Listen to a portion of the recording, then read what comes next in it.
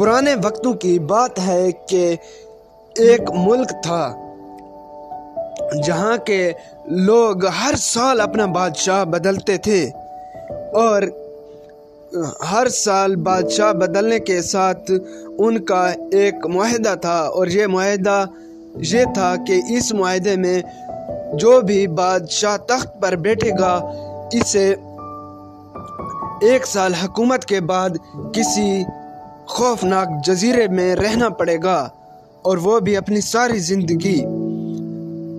تو معمول کے مطابق جب انہوں نے ایک شخص کو تخت پر بٹھایا اور اس کی مدت 1 سال پوری ہوئی تو لوگوں نے اسے نئے کپڑے پہنائے اور ایک بہت بڑے ہاتھی پر بٹھایا اور شہر کے چکر لگوائے اور اسے الوداع کر کے اسے جزیرے میں پہنچا دیا، اور پھر واپس آ گئے۔ واپسی پر محافظوں نے سمندر میں ایک شخص کو دیکھا جو لکڑی کے سہارے تیر رہا تھا۔ اس شخص کو نکالا اور اپنے ساتھ لے گئے اور اس بات پر آمادہ کیا کہ وہ اس سال ہمارے ملک کے بادشاہ بنے۔ پہلے تو وہ نوجوان اصرار نہیں کر رہا تھا، پھر اس نے بادشاہ بننے پر اپنی آمادگی ظاہر کر دی۔ تو جب وہ بادشاہ بن گیا تو وہاں کے وزراء نے اسے ساری تفصیلات بتائی کہ جہاں 1 سال حکومت کرنے کے بعد بادشاہ کو کسی دور دراز جزیرے میں بھیج دیا جائے گا۔ تو اس بادشاہ نے کہا ٹھیک ہے، کوئی مسئلہ نہیں، اور اس بادشاہ نے کہا کہ آپ مجھے اس جزیرے کا ایک دفعہ چکر لگوائیں۔ تو وزراء نے جب اسے چکر لگوایا تو اس نے دیکھا کہ بہت ہی خوفناک جنگل ہے، بہت زیادہ گھنے درخت ہیں اور جنگلی جانور ہیں، اور اس نے دیکھا کہ بہت سے بادشاہوں کی لاشیں ادھر پڑی ہوئی ہیں۔ تو وہ بادشاہ واپس آیا اور اپنی سلطنت میں موجود لوگوں کو اکٹھا کیا اور کہا کہ مجھے 100 مضبوط سے مضبوط آدمی دیے جائیں۔ 100 مضبوط سے مضبوط آدمی اس نے ایک وزیر کے حوالے کی اور کہا کہ ان کو ساتھ لے جاؤ اور جاؤ جزیرے کے سب جنگلی جانوروں کو ختم کرو۔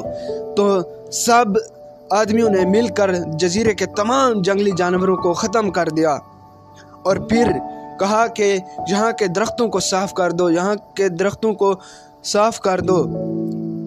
اور جب درختوں کو صاف کر دیا گیا تو تب بادشاہ نے اس جزیرے کا بخوبی جائزہ لیا اور وہاں پر جو ہے وہ ایک خوبصورت ترین گھر بنوایا۔ خوبصورت ترین گھر بنوانے کے بعد وہاں پر بہت سارے پولٹری فارمز، ڈیری فارمز اور بہت سے فارمز بنائے۔ وہاں پر بہت سی مرغیاں پالی، بطخیں پالی اور بہت سے مفید جانور پالے، گائیں پالی، بکریاں پالی، کبوتر وغیرہ سب پرندے پالے۔